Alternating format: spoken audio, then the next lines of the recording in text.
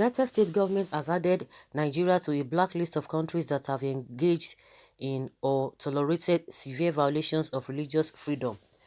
Burma, China, Eritrea, Iran, the DPRK, Pakistan, Saudi Arabia, Tajikistan, and Turkmenistan were also added to the list.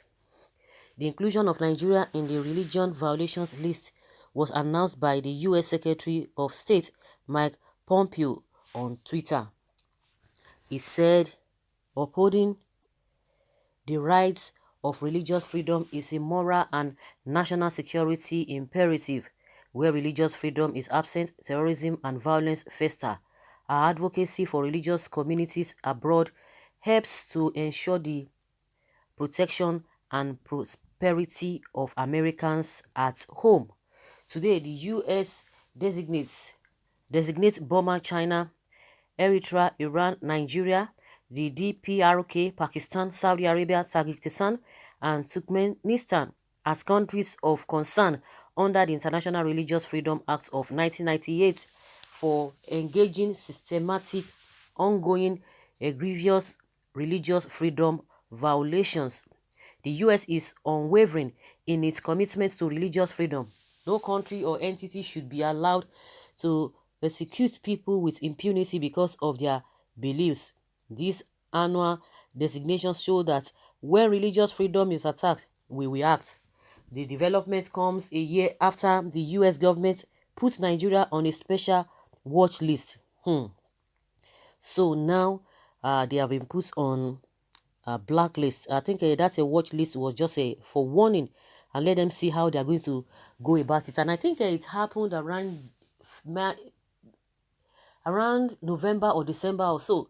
And I remember vividly that this man came out, the spokesman to the president, Gabashew, and they were really upset. They were perturbed and they were saying, oh, they didn't hear from them. It was not so and all of that. And he said they were going to meet with them this January 2020. So we don't even know what happened. Whether they met with them, whether they had to explain to them. No, maybe it was just people that were really, especially they are always accusing the opposition party that they are the ones or the scrupulous elements, because that is how they describe it, that they are the ones that are selling information that is not right, or they are, okay, let's us call it fake news. They always sell it to the international community, because most of these international community, they don't even know what is happening in Nigeria.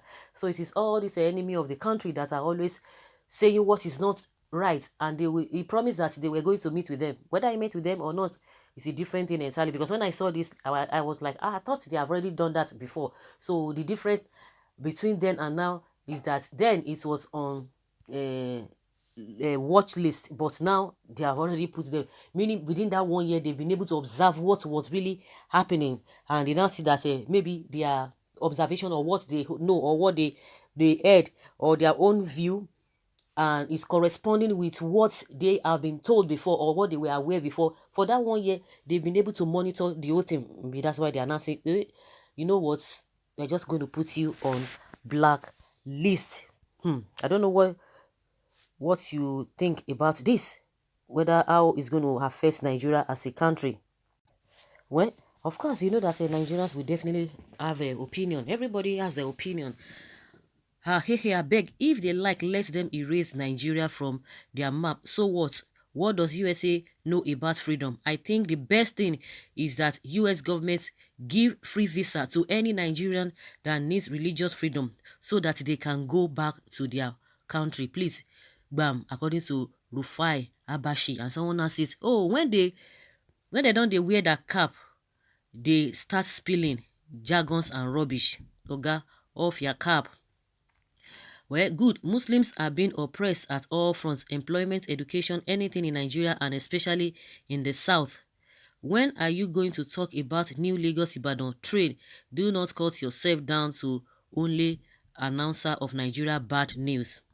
Well, what is good about the train? Okay, this one is saying, look, all this one they are diverting attention. Well, you American have killed thousands in Iraq, Afghanistan, Libya, and blacks are being killed in your country and no justice is served. And I have never seen any Christian going to church on Sunday and stopped by Muslims, or Muslims going to church and stopped by any Christian. So where do this? Where do they get this in the first place? Northerns are taught to hate America just like the Arab countries. In Kano, Christians are very much persecuted in a systematic way. Northern Nigeria gladly accepted the blacklist on religion freedom, but it is a pity Southern Nigeria are still in the mess. Why not when the qualification to hold any strategic and meaningful positions in government, including national security under Emir Buhari of Nigeria, is being a northern Muslim? At this age, Nasarawa state governor, a state with a large Christian population, banned Christmas carols. Really? On radios and TV, Kano, Kaduna, Yobe, Kebbi, etc. are all competing with their religious police Hisbah, destroying people's investment cause of differences in religious beliefs. Same as FCT in Abuja. The level of religious intolerance by northern Muslims have skyrocketed because of Buhari. But people don't really see all of these things. You know, these people, I'm sure, like I said, the spokesman, Garba Shehu, said they were going to meet with the American authority.